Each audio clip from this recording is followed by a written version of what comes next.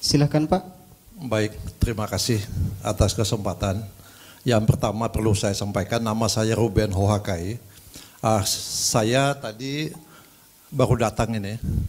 Saya tidak diundang dalam acara ini.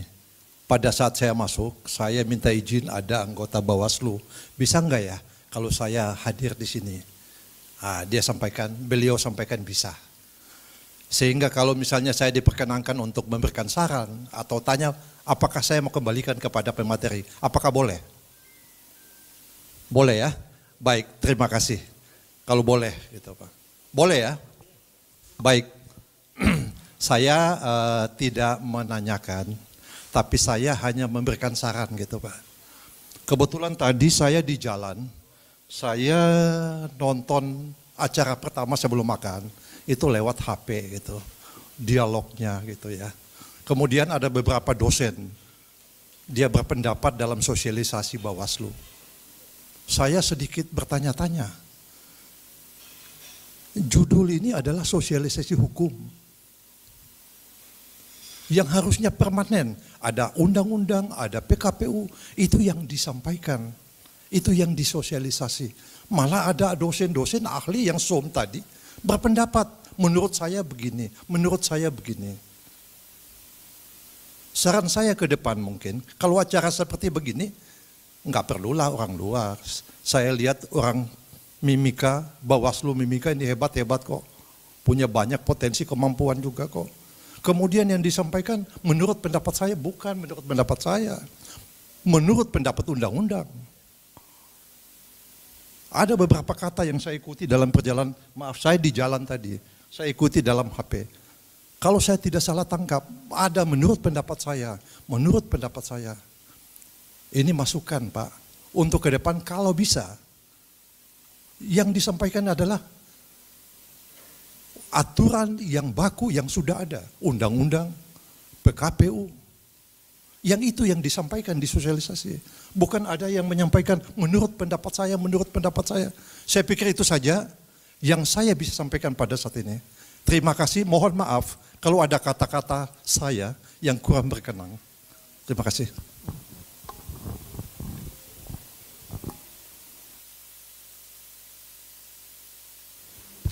Ya baik, itu lebih ke pernyataan Pak ya, menanggapi bukan pertanyaan. Oke, yang lain mungkin jika ada yang ingin dipertanyakan, atau kalau memang tidak ada kita kembali ke persoalan yang tadi, mungkin itu bisa didiskusikan dan kami meminta pendapatnya dari para pemateri terkait penekanannya tadi bahwa terkait dokumen. Dari pihak KPU memberikan pernyataan bahwa dia tidak berkewenangan dalam hal ini untuk menyerahkan ke siapapun termasuk Bawaslu. Kemudian dari Bawaslu juga tadi menyampaikan bahwa ada kewenangan Bawaslu terkait dengan dokumen-dokumen itu karena ada fungsi kewenangan mengakses informasi dan seterusnya. Waktu dan tempat dipersilakan.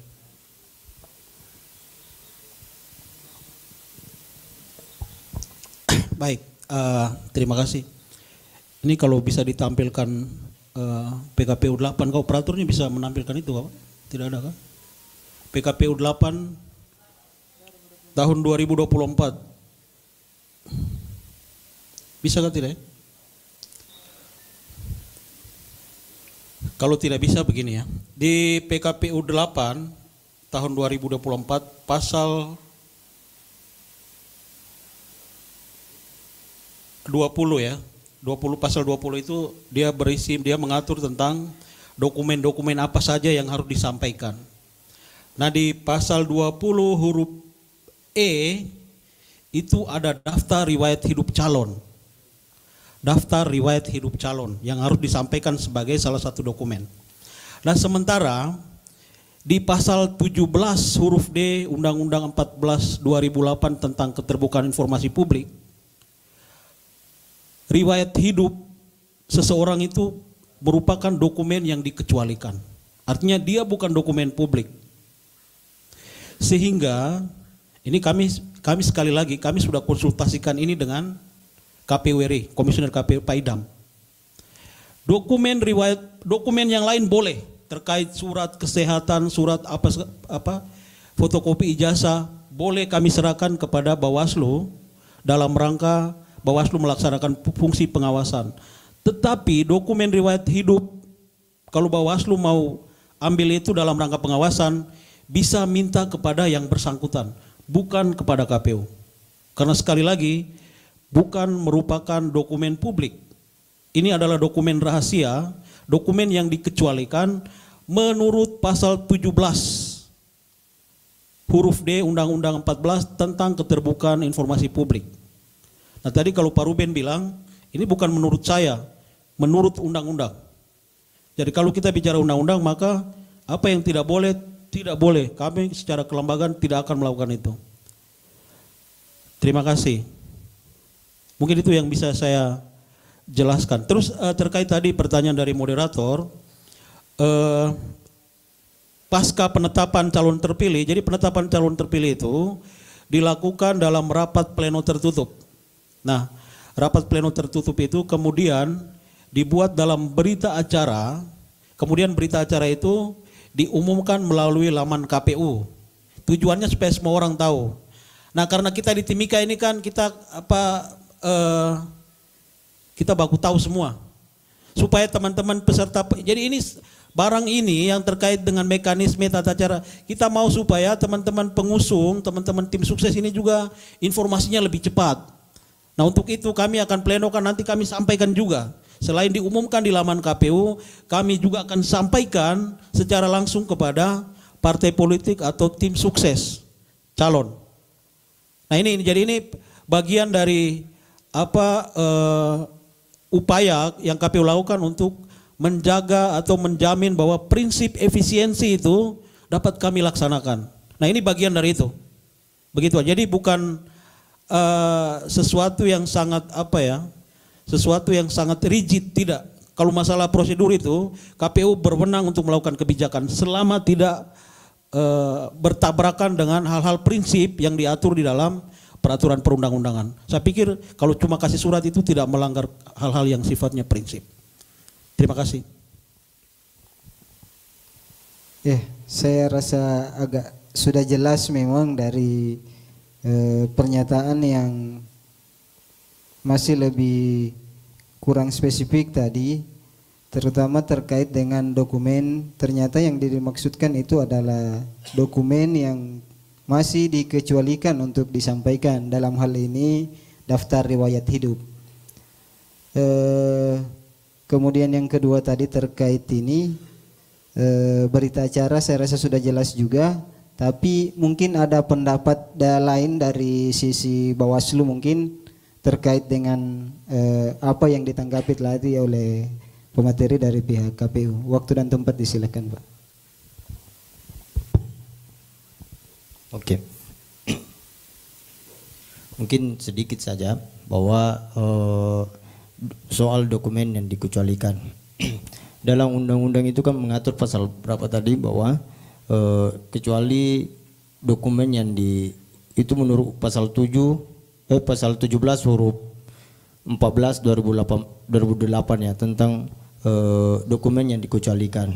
Nah, kalau memang misalnya itu dikecualikan, kenapa KPU diberikan? Nah, kita sama-sama lahir dengan undang-undang yang sama-sama menjadi penyelenggara pemilu. Mungkin itu saja. Jadi saya rasa mungkin sebelum saya kembalikan kepada KPU, jadi untuk misal kalau yang terkait dengan pernyataan dari Bawaslu tadi, saya rasa jelas dari jawabannya KPU tadi bahwa akses itu memang terbatasnya hanya pada tatanan KPU untuk memberikan, tapi bukan pada tatanan bahwa dokumen itu memang tidak bisa sampai kepada Bawaslu. Ada mekanisme lain untuk sampai dokumen itu sampai kepada Bawaslu, bisa misalnya melalui si calon atau ELO si calon untuk mendapatkan dokumen itu. Kemudian saya rasa jelas kalau yang untuk substansi itu mungkin Pak. Untuk kesempatan terakhir saya berikan kesempatan untuk closing statement mungkin Pak 1-2 menit untuk closing statement. di sesi terakhir karena sudah tidak ada pertanyaan sebelum lanjut ke sesi selanjutnya. Saya serahkan. Baik, terima kasih. Saya sebelum sampai ke closing statement, saya mau bilang begini. Terkait dengan teman-teman Bawaslu dalam melaksanakan fungsi pengawasan, kami dalam jangka waktu dekat ini kami akan melakukan rapat koordinasi untuk menyamakan pemahaman, menyamakan persepsi, supaya di antara penyelenggara ini kita tidak baku ribut. Ada hal-hal yang mungkin secara pemahaman atau secara penafsiran kita berbeda. Begini, terkait dengan fungsi pengawasan Bawaslu, tadi sudah dijelaskan juga oleh Pak Koordif Hukum, itu berbeda antara rezim pemilu dengan rezim pilkada. Kalau di rezim pilkada, di pemilu itu, rekomendasi Bawaslu itu wajib segera dilaksanakan oleh KPU. Artinya, kalau dilaksanakan maka KPU tidak punya ruang untuk melakukan kajian. Dengan catatan, rekomendasi yang disampaikan itu harus memperhatikan jadwal pelaksanaan tahapan pilkada atau pemilu. Nah, untuk rezim pilkada itu agak berbeda, Pak, terminologi yang dipakai. Untuk rezim pilkada itu KPU wajib menindaklanjuti rekomendasi Bawaslu.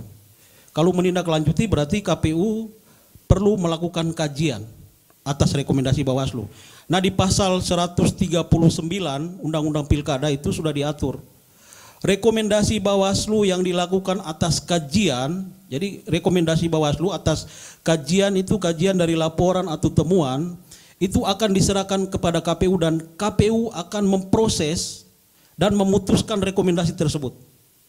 Jadi berbeda, kalau di pemilu itu KPU, Bawaslu bikin kajian dan dia yang memutuskan, hasil putusan kasih ke KPU. Kalau di pilkada beda, Pak. Di pilkada itu Bawaslu bikin rekomendasi diserahkan kepada KPU, KPU akan memeriksa, mengklarifikasi dan memutus rekomendasi dari Bawaslu.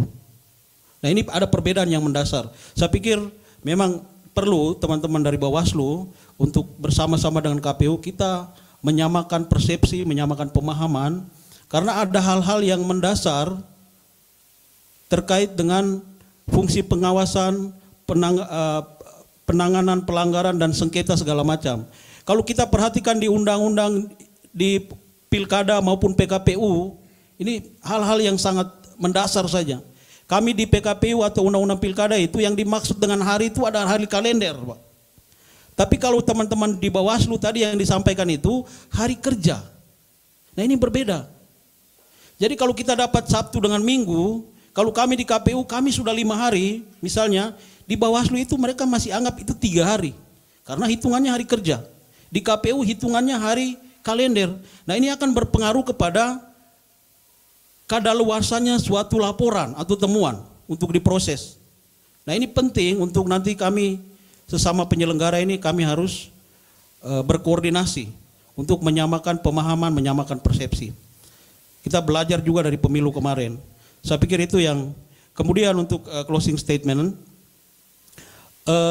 kami berharap sukses atau tidaknya pilkada bukan semata peran dari penyelenggara, baik Bawaslu maupun KPU.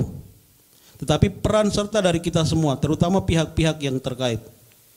Nah, saya berharap dari Pemda, dari kepolisian, dari kejaksaan, semua kita punya peran yang sama dalam mensukseskan pilkada.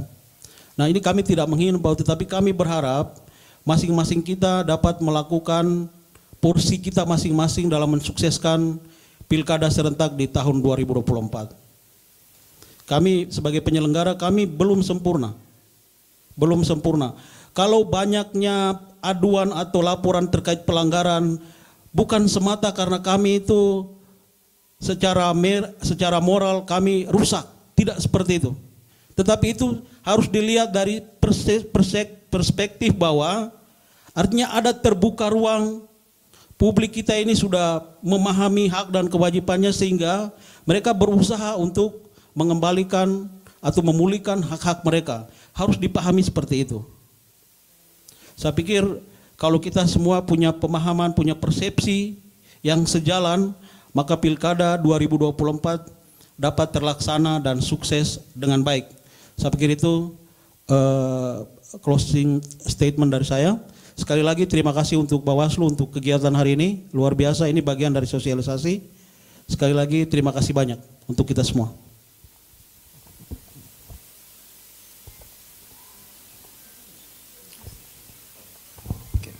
Ya, terima kasih moderator.